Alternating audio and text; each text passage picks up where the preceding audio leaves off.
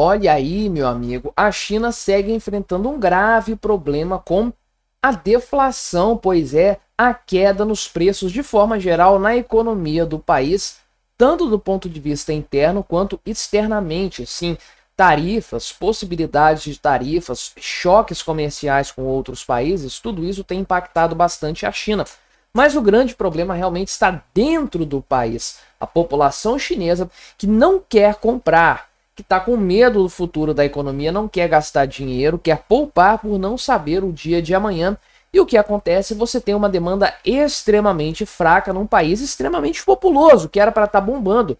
Mas não está, meu amigo. O pessoal está com medo, não vai às compras e o índice de preços tem caído de maneira consistente. Pois é, imagina a situação.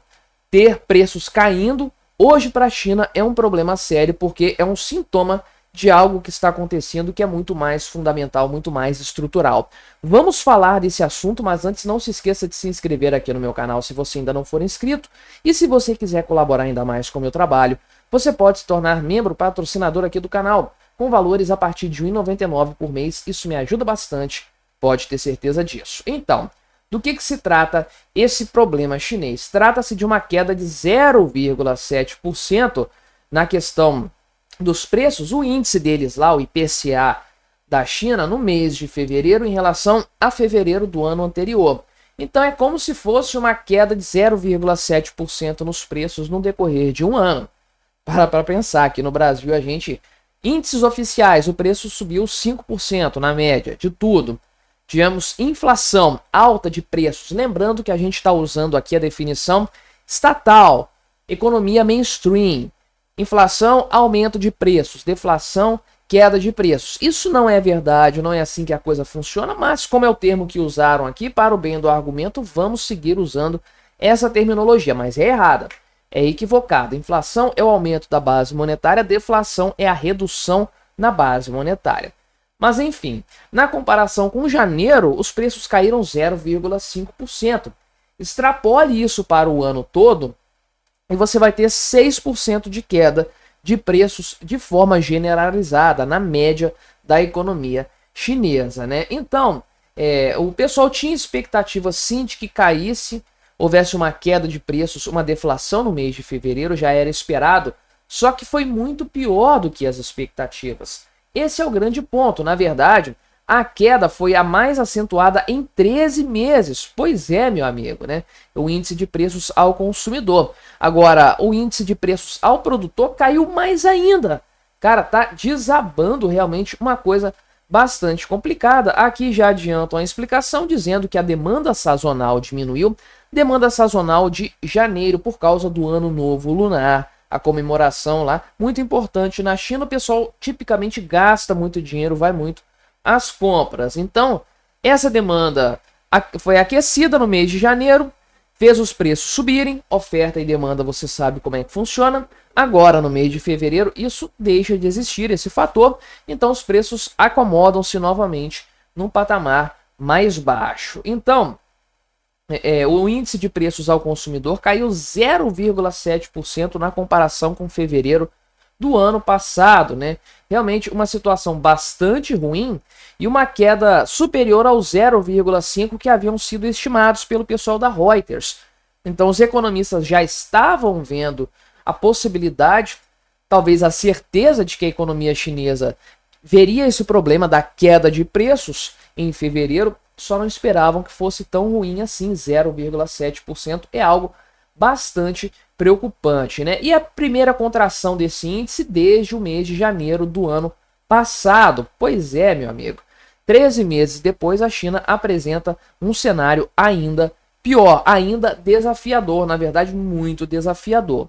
Essa é a questão. E aqui o Jiwei Zhang, que é presidente e economista-chefe da Pinpoint Asset Management, falou o seguinte, que a economia da China está passando por uma pressão deflacionária.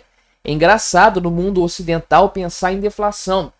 O Japão chegou a ter isso um tempo, mas Europa, Estados Unidos, Brasil, deflação, meu amigo, a gente nem sabe o que é isso na prática. Tivemos lá na época do Bolsonaro, 2 meses de deflação e nada além disso.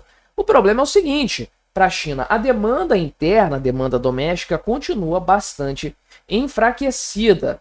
E aí você junta isso, né, com o problema externo, o problema exterior. Porque qual que é o cronograma dessa crise que a China está vivendo hoje?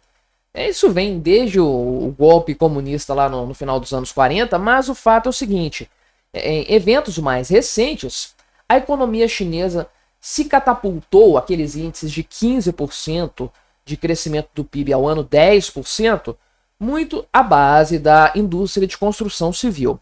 As incorporadoras e aquela coisa toda, e todos nós conhecemos as cidades fantasmas chinesas que foram construídas, mas não tem ninguém para morar. Enfim, essa conta chegou. A indústria imobiliária chinesa está desabando, as incorporadoras estão quebrando, não conseguem pagar as suas contas, as suas dívidas, estão extremamente endividadas e não dão conta do recado. E para além disso, você tem um governo que quer, porque quer o tal do crescimento de 5% da economia. Dizem que vai ter isso também neste ano. Fizeram um diabo para conseguir esse número no ano passado. Devem ter contratado o Márcio Postman para entregar esse número para eles lá. Agora a gente tem então um cenário em que a indústria imobiliária está caindo bastante, levando consigo um monte de entidades de financiamento, bancos, coisas do tipo assim, fundos de investimento, que despejaram dinheiro a mando do governo, claro, diga-se de passagem, lá no setor imobiliário, vão perder essa grana toda.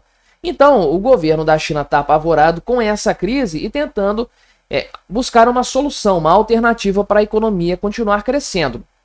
A alternativa encontrada foi exportar. Vamos para as exportações, e aí tá, os postos do mundo todo estão lotados de carros, por exemplo, chineses, que ninguém quer comprar. É aquela coisa, tem uma abundância de oferta com um preço extremamente baixo, um preço mais do que competitivo, e ainda assim não tem demanda pelo produto chinês. Então tá cheio de coisa sendo feito lá para fora e não tá dando resultado. Tá piorando ainda mais a situação. O que o governo chinês decide fazer? Vamos aumentar, vamos expandir o consumo, a demanda interna. Fazer o chinês gastar mais dinheiro, o nosso cidadão comprar mais produtos. Meu amigo, não está dando certo, não tem solução para a economia chinesa no curto prazo. Essa é a verdade. Então, o pessoal aqui, por exemplo, né?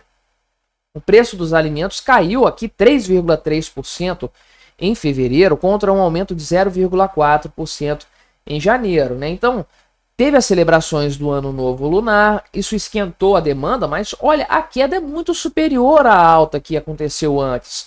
Tem algo muito ruim acontecendo lá na China, sem sombra de dúvidas, né?